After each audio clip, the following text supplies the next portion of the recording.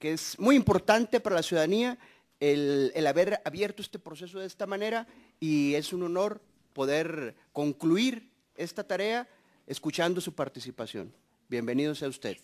Le explico además la mecánica de la entrevista.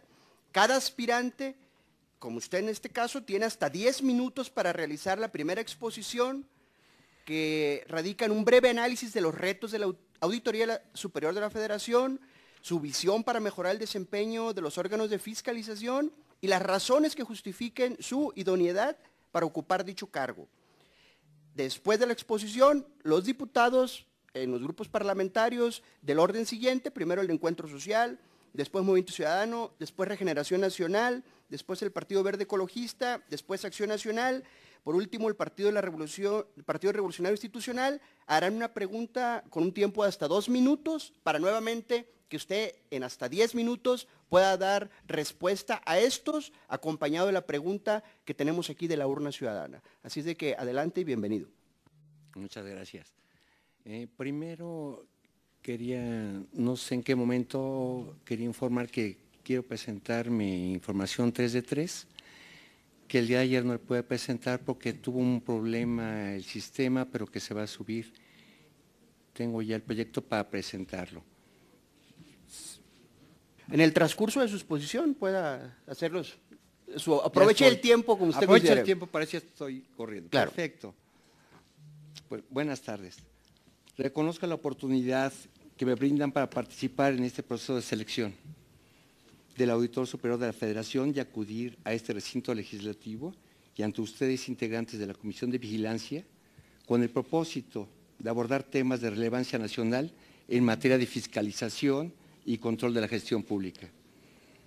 Quiero compartir con ustedes las motivaciones que me impulsaron a participar en esta convocatoria.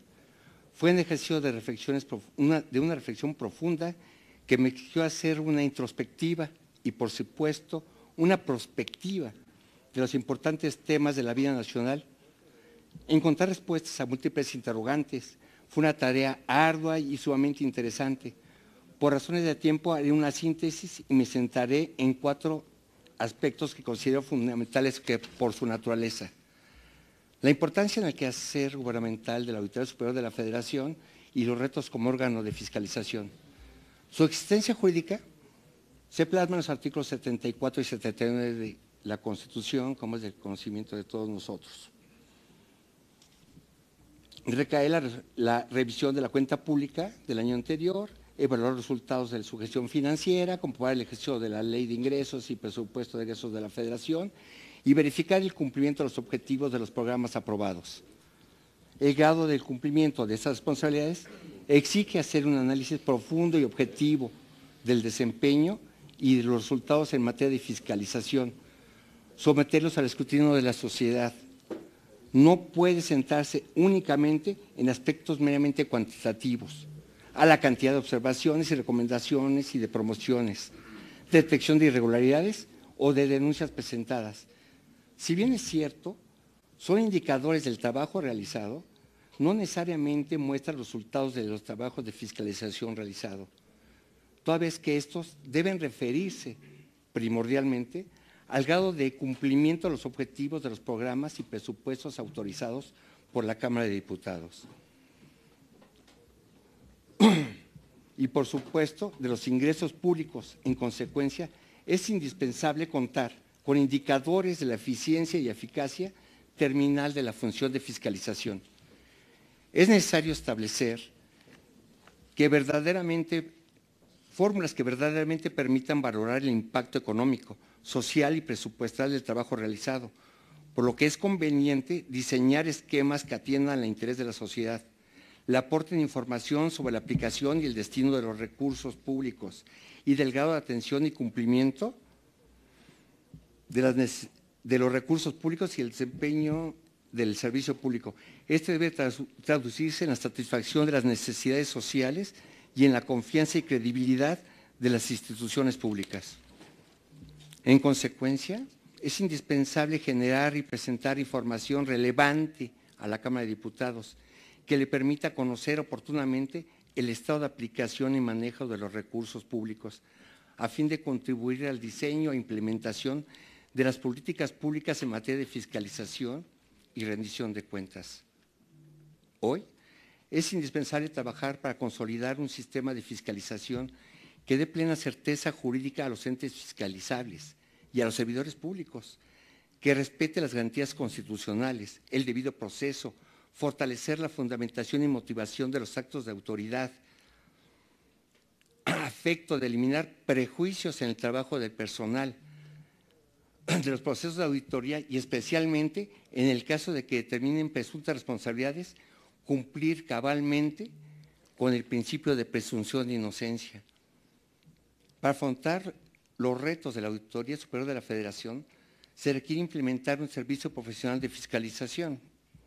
Para consolidar la formación y especialización del personal, proponer la sistematización y armonización del marco normativo con los postulados constitucionales, realizando los ajustes y precisiones a los ordenamientos secundarios, privilegiando la transparencia y claridad en la función de fiscalización y evitar que en el marco de la confidencialidad y reserva del trabajo de fiscalización se incurra en la opacidad y la desinformación.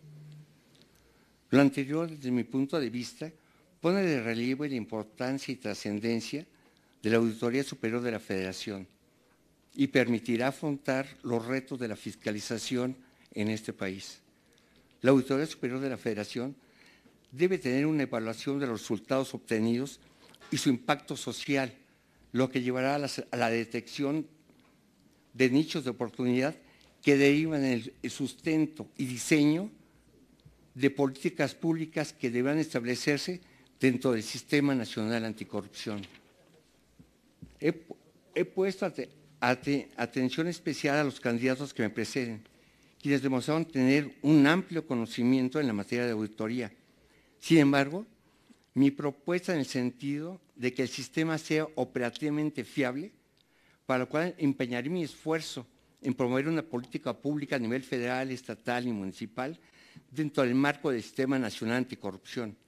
Esto es así porque la reforma constitucional, el artículo 113 constitucional, encuentra su razón de ser en el reconocimiento de parte del constituyente permanente de que el Sistema Nacional Anticorrupción y la Ley General de Responsabilidades Administrativas contienen normas que son perfectibles.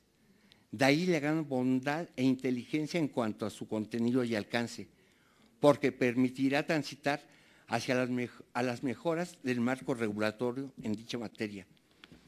En efecto, los entes públicos que conforman el Sistema Nacional Anticorrupción, al ser las autoridades aplicadoras de las normas que lo regulan, podrán advertir de primera mano la complejidad en su aplicación o interpretación, siendo que estas disposiciones deben ser claras en cuanto a sus alcances y hechos jurídicos que pretenden regular, por lo que las políticas públicas que se propongan deben ser analizadas detalladamente para hacer efectivo el nuevo marco constitucional en materia de combate a la corrupción y de esa manera evitar arbitrariedades en su aplicación.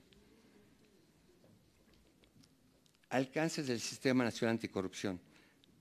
Podemos apreciar que los alcances del Sistema Nacional Anticorrupción sientan sus bases en el conocimiento técnico y jurídico de los entes públicos y privados que lo conformarán, y sobre todo en el reconocimiento de sus componentes, de que la corrupción debe ser abatida con la suma de los esfuerzos de todos sus integrantes.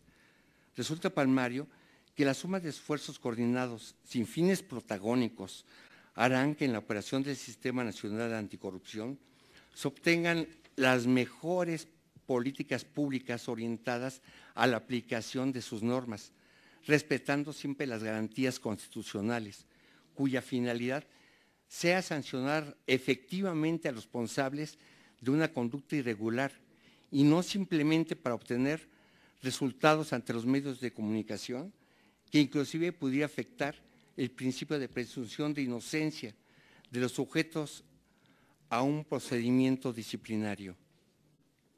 Así, de resultar favorecido, dedicaré una parte importante de mi conocimiento y experiencia en el análisis legal de los resultados obtenidos, para que de esta manera estar en posibilidad de reencauzar el procedimiento y sobre todo honrar la intención del constituyente permanente de promover políticas públicas, resultado de una evaluación cierta y desprovista de intereses personales. Así, es oportuno aprovechar la oportunidad que nos da el Sistema Nacional Anticorrupción para diseñar las políticas públicas y que los actores del sistema nos comprometamos a su implementación para poder hablar de resultados eficientes y eficaces. Por ello, el Sistema Nacional Anticorrupción debe ser analizado a la luz de las propias disposiciones constitucionales y legales, ya que por definición del artículo 113 constitucional, el sistema es una instancia de coordinación entre las autoridades de todos los órdenes de gobierno competentes relacionados con la materia de responsabilidades administrativas, hechos de corrupción, así como la fiscalización y control de recursos públicos. Sin duda se refiere a la fundamentación, a la división de poderes y al respeto a la soberanía. Esto es, no hay la competencia federal, no está por encima de la competencia local o municipal. Todos debemos hablar en un plan coordinado para el real funcionamiento y comprometido de todos los integrantes del sistema. En efecto, del propio precepto constitucional antes invocado se señala la obligación de que se integre un comité coordinador del sistema, con las figuras ampliamente difundidas, pero lo importante es la atribución que le atañe al diseño y promoción de políticas integrales en materia de fiscalización y control de recursos públicos, de prevención, control y disuasión de faltas administrativas y hechos de corrupción, en especial sobre las causas que los generan. Se puede corroborar que esta tarea es fundamental para la vida nacional y para la actuación de los poderes públicos y de los responsables de la administración y ejercicio de los recursos públicos.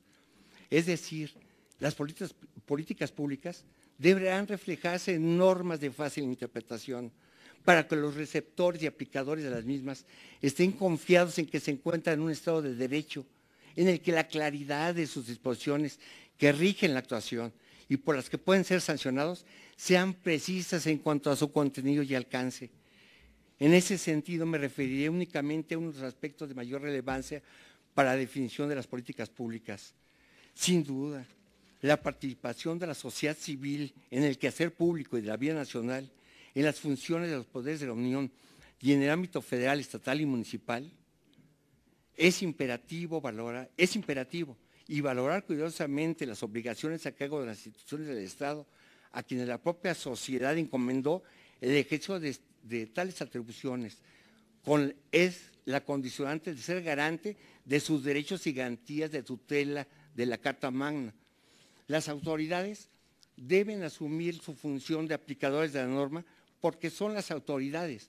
Y si bien hay una intervención por parte de los sectores sociales, estos deben ser que intervengan dentro del marco de aplicación de la norma para verificar que se está actuando conforme a derecho, no para fijar las directrices en que los actos de autoridad deben estar determinados para sancionar o no a los servidores públicos. Don Juan Florencio Valverde, justo le pedíamos que nos ayudara. Discúlpame usted. Cerrando su presentación. Muy bien, justo en tiempo. Damos paso de manera inmediata a las preguntas de los compañeros diputados. El diputado por el Partido Encuentro Social, diputado Gonzalo Guízar, tiene el uso de la voz. Muchas gracias, diputado.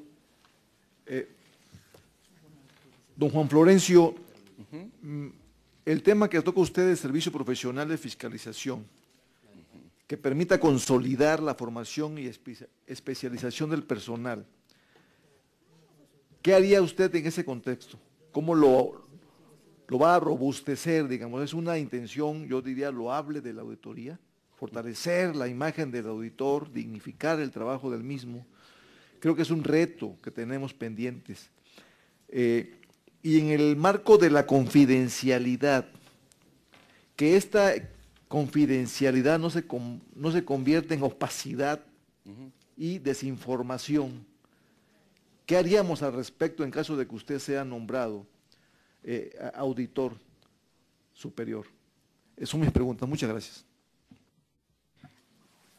En el uso de la voz del Grupo Parlamentario de Movimiento de Regeneración Nacional, la diputada Alicia Barrientos. Marisela Contreras, por favor. Sí. Una disculpa, Sí, no, hacemos se el preocupe. cambio, Marisela Contreras. Muchas gracias, diputado. Bienvenido. De su currículum se desprende que ha colaborado en varias áreas jurídicas, no primordialmente en fiscalización. ¿Podría compartirnos el por qué usted considera que cuenta con el perfil para ocupar el cargo de auditor y que cubre la experiencia necesaria? ¿Podría compartirnos los principales logros en su desempeño laboral que impacten en el esquema de combate a la corrupción? Muchas gracias. Por el Grupo Parlamentario del Partido Verde Ecologista de México, la diputada Paloma Canales Suárez. Muchas gracias, diputado presidente. Buenos días, Juan Florencio Muy Valverde, buenos bienvenido días. a esta Cámara de Diputados. Tengo dos preguntas para usted. Primero, derivado de su experiencia profesional en temas de fiscalización, ¿cuál sería su propuesta para hacer que la Auditoría Superior de la Federación logre todo aquello que la nueva Ley General de Responsabilidades le encomienda? Y la segunda, ¿qué propone usted en el tema de la fiscalización en las universidades? Muchas gracias por su respuesta. Gracias. Por el Grupo Parlamentario del Partido Acción Nacional, la diputada María Luisa Sánchez. Gracias. Hola, muy buenas tardes, Muy buenas tardes. señor Juan Florencio. La pregunta, en su exposición de motivos señala que la Auditoría Superior de la Federación debe ser coordinada de todo el trabajo de fiscalización de llegar a ser titular. ¿Qué acciones concretas realizaría para garantizar la autonomía de su labor? Esa sería mi pregunta. Gracias. Por el Grupo Parlamentario del Partido Revolucionario Institucional, la diputada María de Jesús Sherman Leaño.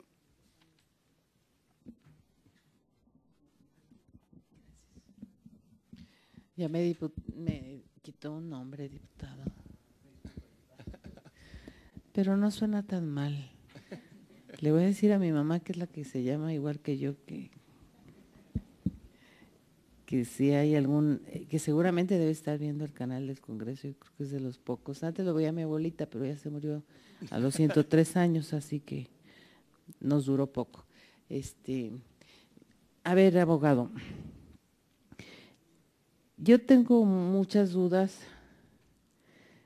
Le voy a hacer, si me autoriza la mesa, dos planteamientos y dos preguntas y un planteamiento muy importante.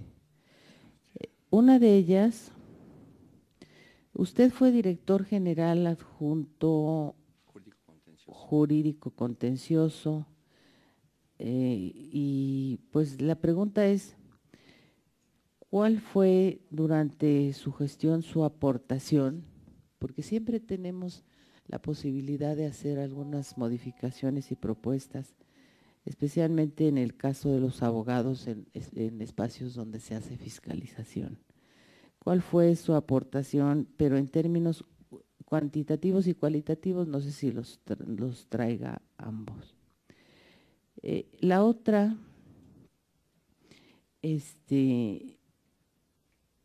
sería, ¿por qué considera usted que un licenciado en Derecho puede encabezar la Auditoría Superior de la Federación, cuando tradicionalmente son contadores públicos los que realizan la función? Y una recomendación, si usted llegase a ser muy respetuosa, pero lo hablo por razones de experiencia, si usted llegase a ser el auditor superior de la Federación, mande usted a auditores que sepan cómo funcionan las instituciones que van a auditar. Doy un ejemplo. En el caso de la Lotería Nacional creada por esta Cámara, siempre se habló de que no había, que estaba en quiebra, que estaba en terribles, en las conclusiones de la auditoría, no en las de los directores. se les olvidaba que el pago del IEPS, incorporado desde hace ya 13 años, le daba una cantidad importantísima al gobierno federal. Se cambia el artículo primero, y eso le tocó a los abogados, a lo mejor usted lo hizo, cosa que no me agradaría en lo más mínimo, pero se cambia el objetivo de la lotería para decir que los productos pagados a través del IEPS correspondiente, que no pagaba IEPS, por eso veíamos ambulancias y veíamos escuelas y veíamos carros de bomberos y demás pagados por la lotería y después los dejamos de ver. ¿Por qué? Porque les quitaron los recursos, porque los recursos que se destinaban para ese fin se fueron directo al gobierno federal vía Subsecretaría de Egresos y nunca supieron ni la dependencia de pronósticos para la asistencia pública ni la dependencia de la Lotería Nacional para la asistencia pública, nunca supieron a dónde fueron a dar esos recursos. Pero el alegato siempre con los auditores era que ellos estaban equivocados en sus conclusiones. Sí hubo siempre aportación a la asistencia pública. Lo que pasa es que se enviaba egresos y ya de ahí no sabíamos más. Ojalá usted pudiese, si fuera el auditor superior, enviar una propuesta para que esta Cámara modificara el artículo primero y en el caso de pronósticos para la asistencia pública, el decreto correspondiente vía Presidencia de la República, porque ambos nacieron de manera distinta, razón por la que no se pueden fusionar. Muchas gracias. Muchas gracias. En el uso de la voz, don Juan Florencio Valverde, hasta por 10 minutos. No, disculpa, estoy brincando un paso importante. La urna ciudadana, le pido al diputado Guízar, si es tan amable, de darle lectura para que se incluya en la batería de preguntas. Con gusto, diputado. Contador, se hacen varias auditorías, es la pregunta que le hace México Evalúa. Se hacen varias auditorías al año, varias de ellas poco relevantes para mejorar la forma en que se ejecuten los recursos públicos. ¿Cuál sería su propuesta para lograr una fiscalización más efectiva? Se la envío de manera textual. Ahora sí, damos paso a la respuesta de las preguntas con un tiempo de hasta 10 minutos para dar cuenta de los diferentes planteamientos que aquí se escucharon. Muchas gracias. Al primer cuestionamiento del diputado González Guízar, referente al servicio profesional, efectivamente, el servicio profesional, yo creo ahorita en este momento que los auditores que realizan su función en la Auditoría Superior de la Federación es personal altamente capacitado. El empezar en una institución tan importante, tratar de barrer con esa gente, es perder la curva de aprendizaje de todos estos sujetos. Una curva de aprendizaje que ha costado mucho dinero. Eso tenemos que analizarlo en base a las capacidades y resultados de los propios auditores para que tengan la permanencia por los resultados que van obteniendo, en base a los logros obtenidos, en base a los hallazgos detectados y sobre todo de la pertinencia de las pruebas para determinar o no una responsabilidad administrativa o el ejercicio de una acción penal o no. Porque la función del auditor no es una actitud perversa de tener a fuerza de lo que encuentro, tengo que encontrar algo porque si no, no tengo resultados, porque si no, no me van a decir que hice mi labor. Entonces voy a tergiversar y la labor de los auditores y de todos los entes fiscalizadores nos volvemos entes perversos. Y eso no debe ser en base a los resultados, sino realmente a los hallazgos detectados, con una cuestión de objetividad, de debida fundamentación y motivación, de tipicidad que nos exige la Constitución, de una cuestión de cumplimiento al debido proceso desde las auditorías, desde el procedimiento de investigación, desde el procedimiento que vamos a poner para la investigación para mandarlo al Tribunal Federal de Justicia Administrativa, vía la Ley General de Responsabilidades. Todo ese cumplimiento de esos parámetros son los indispensables para hacer un resultado eficaz. En ese lapso, yo lo que veo como resultados en las auditorías, debemos informar, como lo mandata la Constitución, los resultados que van a ser informes van a ser públicos. Pero ya las cuestiones de particularidades, de llevar criterios subjetivos a medios de comunicación que no estén debidamente soportados ni sustentados, esa no debe ser la labor de un auditor, ni de ninguna autoridad fiscalizable. Salir a medios y empezar a hablar como si ya fuera sancionable, como si ya se hubiera afectado. Esta percepción del auditor perverso es la que afecta al servicio público. Es la cuestión de que los servidores públicos no tengamos el respeto de la ciudadanía porque no nos damos cuenta de que dentro de nuestras funciones y cómo expresamos las directrices para la acción de una auditoría, podemos llegar hasta afectar más adelante el principio de presunción de inocencia. Recordemos el caso de Florence Cassés. ¿Qué es lo que tenemos?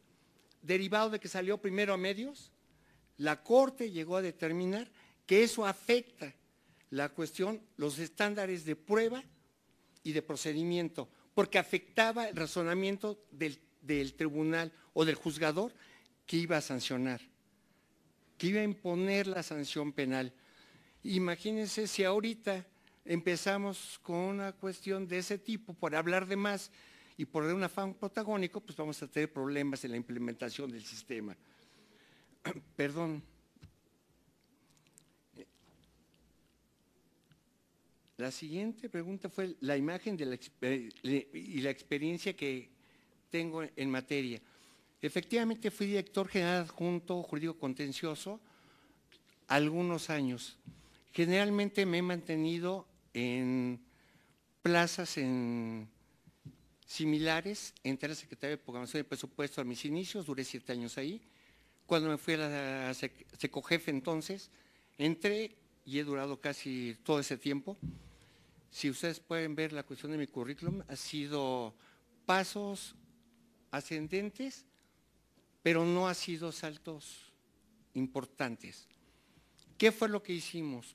Toda la cuestión de mi función como director general adjunto jurídico contencioso se centraba en el aspecto de la defensa jurídica de todas las responsabilidades administrativas, ciertos actos administrativos en materia de inconformidades, recursos de revisión, recursos de revocación, representación presidencial en juicios de amparo.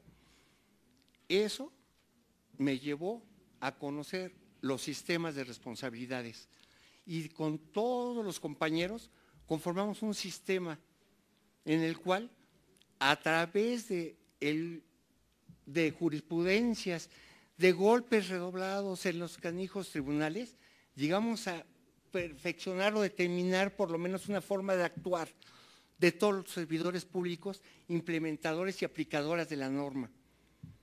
Recuerdo que entre los compañeros lo que platicábamos, o lo que yo les decía porque iban conmigo para sacar las políticas para la defensa, no sancionen por sancionar, vean realmente una fundamentación y motivación de sus actos, reconozcan cuando tienen un error y mejoren sus procedimientos.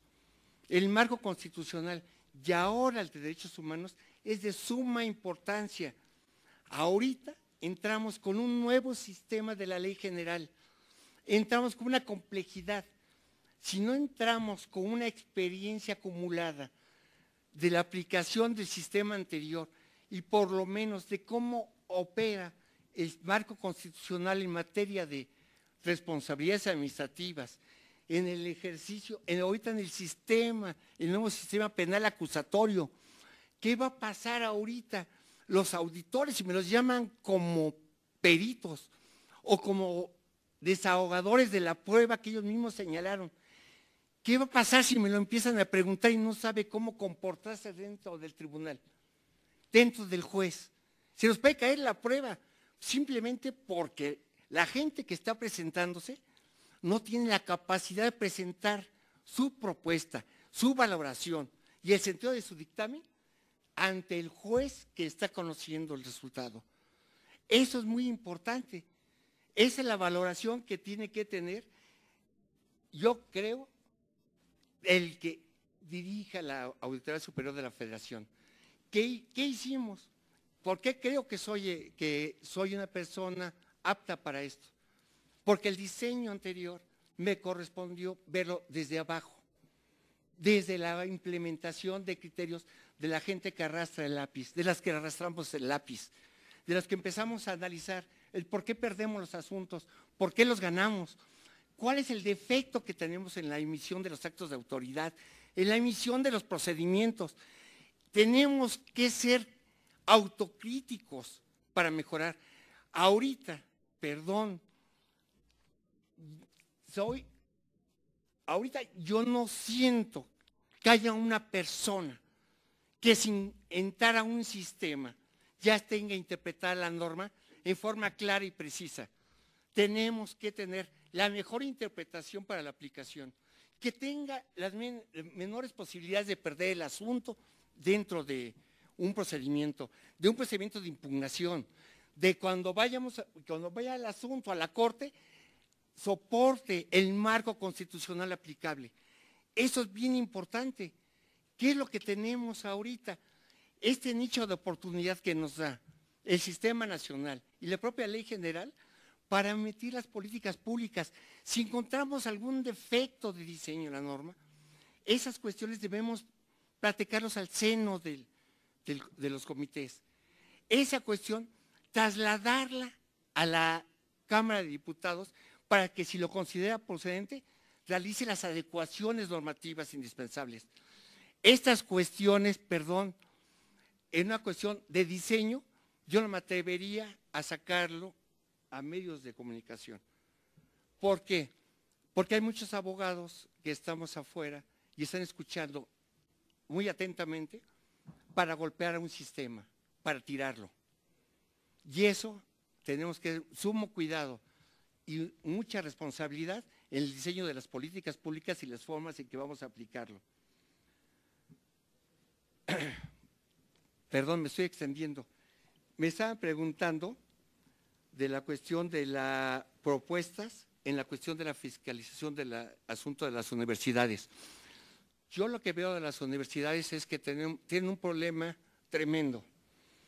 ¿Qué es lo que pasó? Empezaron a salir en medios la famosa estafa maestra, sin criticar a nadie. Empezaron a salir grandes personajes diciendo que estaban mal los procedimientos, que hay violaciones, que hay simulación. Empezamos ya a manejarlo hacia medios. Se ha difundido de tal manera que de veras se afecta la cuestión de presunción de inocencia. La percepción pública es que es una porquería lo existente. Desconozco la cuestión práctica en la cuestión de fondo, en la cuestión del por qué. Lo que sí veo en la cuestión de cuenta pública de universidades es que hacen auditorías y en un momento determinado determinan daño económico y al mismo caso determinan que no hay daño. ¿Cuál fue el diseño que estamos siguiendo? ¿Cuál es el procedimiento que estamos siguiendo en la auditoría cuando tenemos resultados distintos? Eso me afecta porque no entendemos y no nos sentimos confiados, ni la ciudadanía, ni los aplicadores de la norma de lo que estamos haciendo. Ahorita, por ejemplo, en la cuestión de las universidades, y discúlpenme, pero ¿qué es lo que ha pasado? Estamos hablando de que se centra en la aplicación del párrafo quinto del artículo primero de la Ley de Adquisiciones. Esa Ley de Adquisiciones, desde el año 2013, ese párrafo fue declarado inconstitucional por la Corte. No llegó a jurisprudencia, pero está determinado inconstitucional. Si vemos que ahí se centra la cuestión de este supuesto hecho de corrupción, que desconozco en sus bases, Si estamos diciendo que es inconstitucional, ¿por qué no promover como política pública, primero al seno del comité coordinador y la cuestión de información a las cámaras, para que deroguemos esa porción normativa? Si es la que está generando el daño. Don Juan Florencio, pedirle de favor que empiece a cerrar su participación, ya tiene 2 minutos de más. Discúlpeme usted. Puede cerrar su participación, no importa. Bueno, dentro de la cuestión de las aportaciones que he generado, y discúlpeme que me apasione, pero es que es apasionante esta. Yo lo que sé es que dentro de toda mi función como director general adjunto, lo que me hizo fue conocer a muchos servidores públicos capaces, que tienen amor por la función. No estamos hablando de niveles de contralores, estamos hablando a lo mejor de titulares de quejas que saben cuestiones de investigaciones. A lo mejor estoy hablando de titulares de responsabilidades que saben cómo hacer una imputación en materia de responsabilidades, que hay gente de bajo perfil, de menos nivel, que defienden los asuntos y que creen en lo que están haciendo. Esa gente hay que retomarla, es la gente que debemos sumar. ¿Por qué? Porque de esa manera tendremos menos gasto público en esa curva de aprendizaje con el nuevo diseño de normas. Vamos a poder echar en marcha el sistema, siempre en coordinación con todas las autoridades, siempre con respeto al marco constitucional y nunca explorando en medios la percepción pública que luego no tiene sustento en la fundamentación y motivación ni en los elementos de prueba llegados al procedimiento. Muchas gracias. Muchas gracias, don Juan Florencio. Decir que con usted hemos concluido el tener la oportunidad de escuchar 41 trayectorias muy importantes, currículums académicos, de experiencia profesional, y bueno, damos paso a lo que continúa en esta comisión. Gracias por su participación. Muchas gracias. Y aprovecho y citamos, como la comisión sabe, estamos en permanente a las 13:30 horas del día de hoy, en la sala de juntas de la Comisión de Vigilancia. Todos los compañeros diputados que pertenecemos a esta comisión, ahí nos saludamos. Gracias.